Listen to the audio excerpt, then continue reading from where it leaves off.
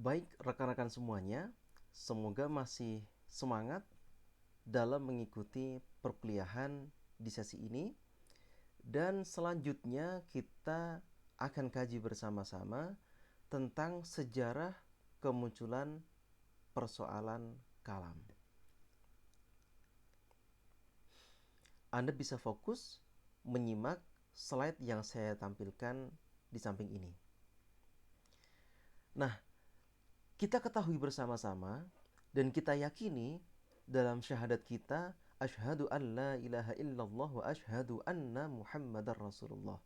Allah sebagai Tuhan, Muhammad sallallahu alaihi wa ala alihi wa sahbihi wasallam sebagai Rasulullah. Nah, setelah Rasulullah Muhammad sallallahu alaihi wasallam wafat, dilanjutkan oleh Khulafaur Rasyidun. Mereka adalah Abu Bakar As-Siddiq, Umar bin Khattab, Utsman bin Affan, dan Ali ibni Abi Thalib radhiyallahu anhum ajma'in. Kalau kita kaji sejarah seputar Khulafaur Rasyidun, ternyata di masa Abu Bakar, Umar, Utsman tidak ada masalah yang berarti saya mudahnya menyebut demikian. Namun terjadi permasalahan besar seputar kekhalifahan, kepemimpinan itu di masa Ali bin Abi Thalib. Oleh karena itu, di masa Ali saya beri tanda merah dengan tanda bintang di situ karena ini adalah awal dari kemunculan persoalan kalam. Nah, Anda pasti tidak asing dengan istilah nama seorang alim ulama yaitu Muawiyah ibni Abi Sufyan, yang mana di masa Ali bin Abi Thalib terjadi peperangan yang disebut perang Siffin, itu antara kubu Ali ibni Abi Thalib dan kubu Muawiyah ibni Abi Sufyan.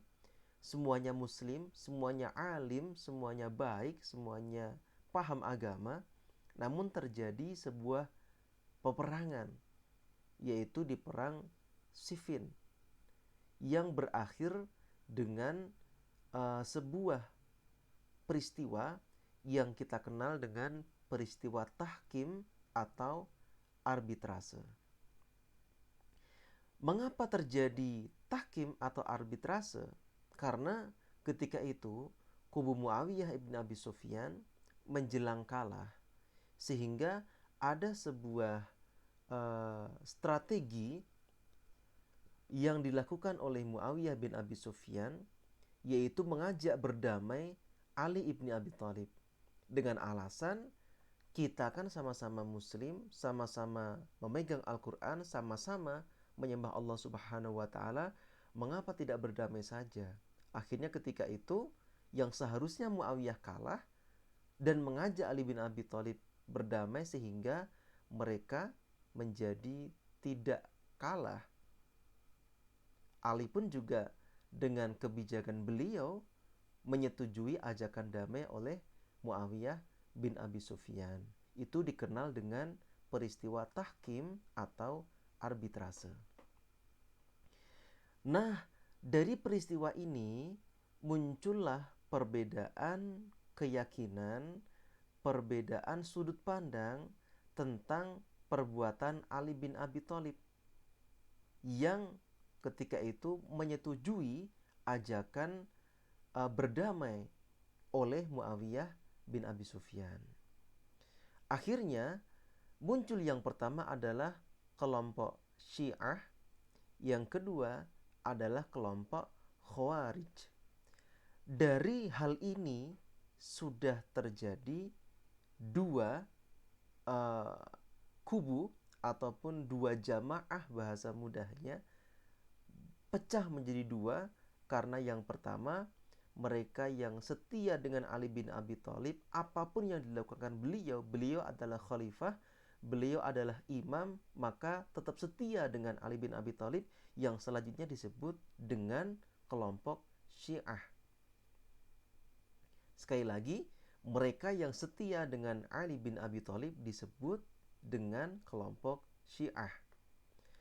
Kemudian sama-sama jamaahnya Ali bin Abi Thalib, sama-sama muridnya Ali bin Abi Thalib, yang mana mereka tidak setuju dengan apa yang dilakukan oleh Ali bin Abi Thalib. Mereka mengklaim bahwasannya Ali ini sudah salah. Seharusnya mereka itu musuh, kita hancurkan, kita bunuh, ndak apa. Kenapa Ali malah dinilai menyelamatkan dengan tahkim atau perdamaian itu?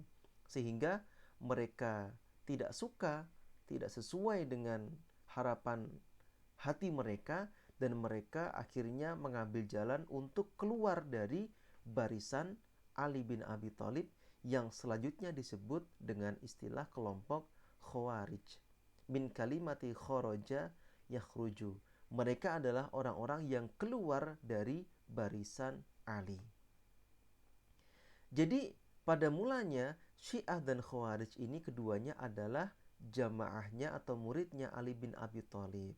Namun setelah itu muridnya sebagian ada yang tetap setia dan sebagian keluar dari barisan Ali bin Abi Thalib karena tidak sepakat atau tidak sesuai dengan apa yang dilakukan oleh Ali bin Abi Thalib terhadap Muawiyah bin Abi Sufyan, yang dalam hal ini adalah peristiwa tahkim atau arbitrase. Jadi sekali lagi, dari kejadian ini sudah muncul perpecahan menjadi dua kubu, yang pertama Syiah, yang kedua Khawarij.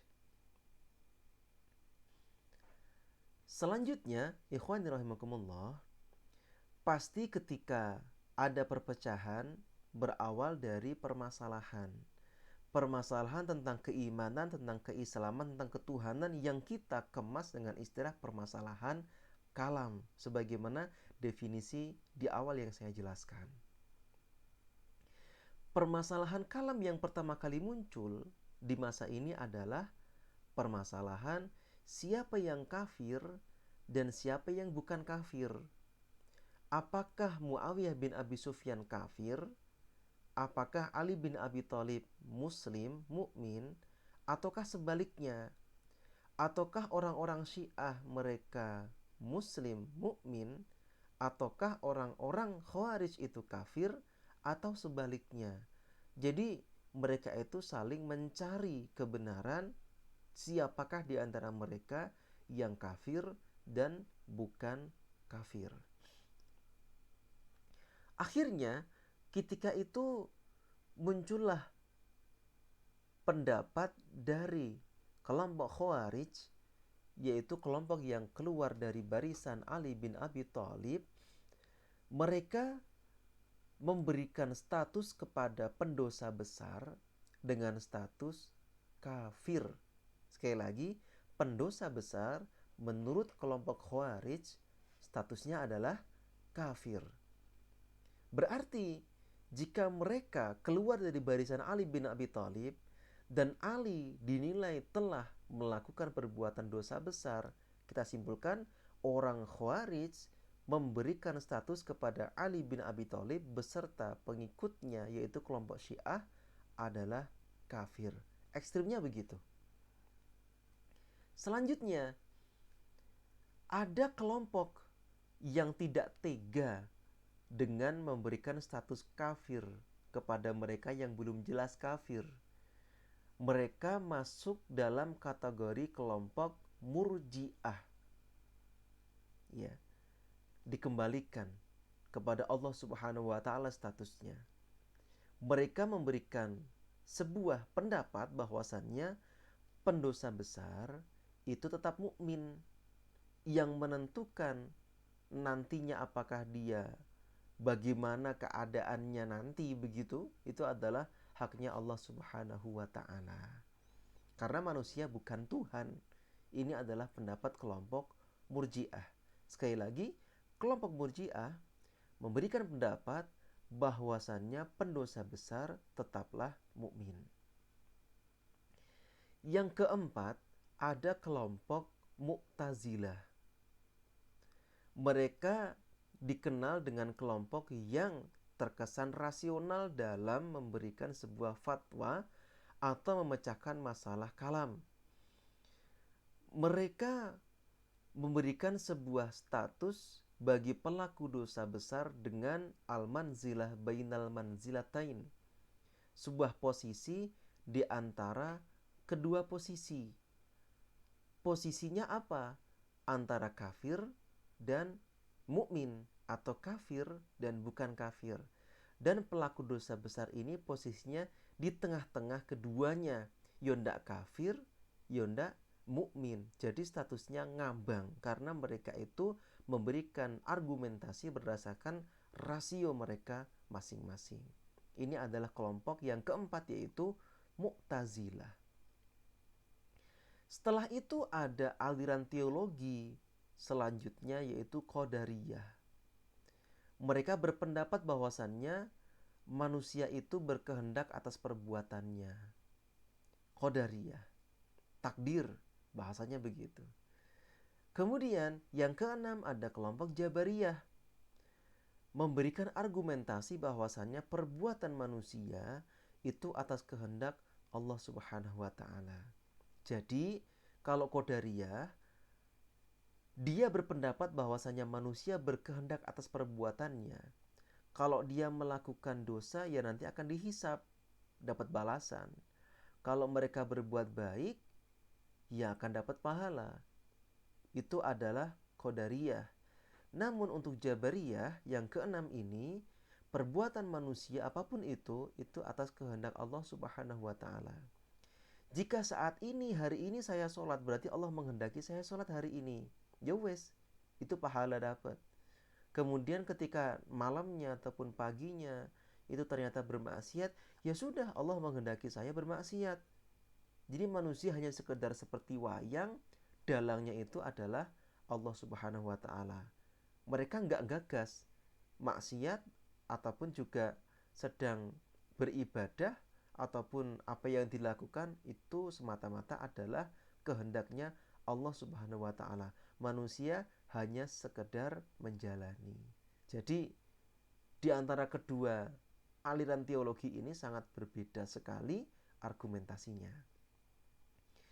Kemudian ikhwan rahimakumullah, khilafiyah pemikiran tersebut di atas akhirnya mendapat tantangan. Mengapa mendapat tantangan? Karena mereka cenderung berpikir rasional, tidak berdasarkan dalil-dalil Al-Quran dan Sunnah yang diutamakan.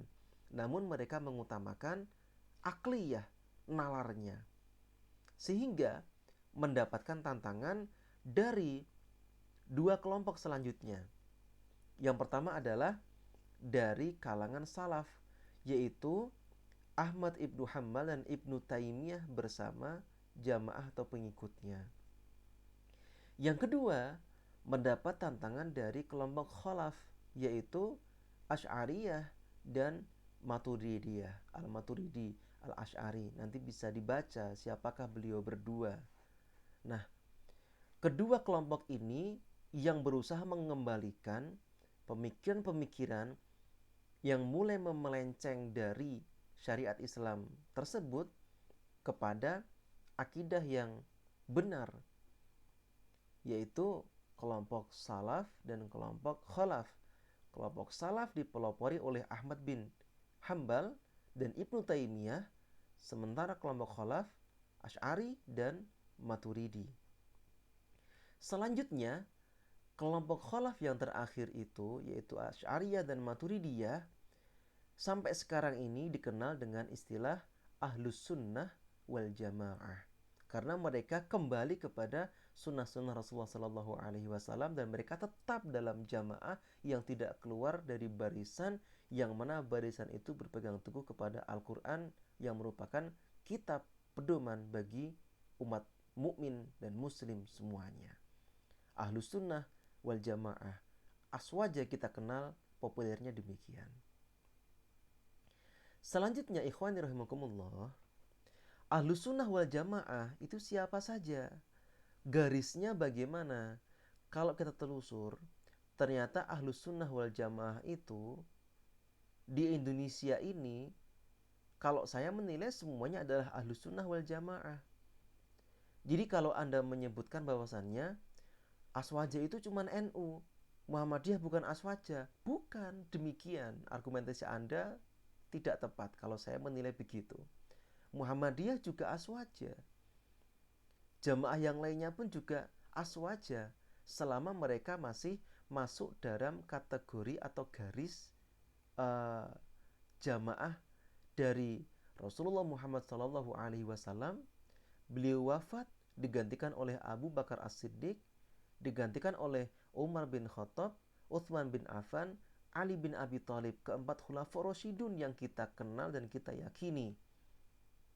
Kemudian setelah itu ada 4 imam madhab yang nyambung sanatnya kepada khulafaur rasyidun hingga Rasulullah Muhammad sallallahu alaihi wa ala alihi wasallam, yaitu madhab Hanafi, Maliki, Syafi'i, Hambali.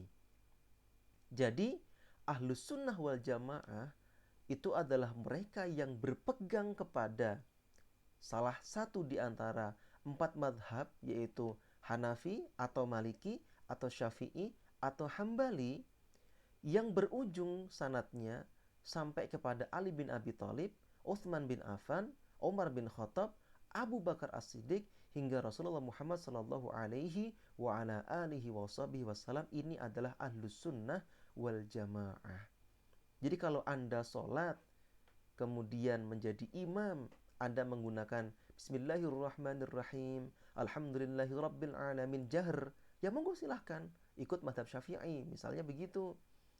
Kemudian cara wudunya, cara gerakan sholatnya, ada yang langsung dibaca sir Bismillahirrahmanirrahim, Alhamdulillahirabbil alamin, sampai seterusnya. Cara wudunya, cara sholatnya ikut mazhab yang lainnya, selama masih masuk dalam 4 madzhab al-arba'ah, yaitu Hanafi, Maliki, Syafi'i, Hambali, kemudian masih meyakini dan sanadnya nyambung sampai kepada Ali bin Abi Thalib, Utsman bin Affan, Umar bin Khattab, Abu Bakar hingga Rasulullah, berarti semuanya adalah Ahlus Sunnah wal Jamaah.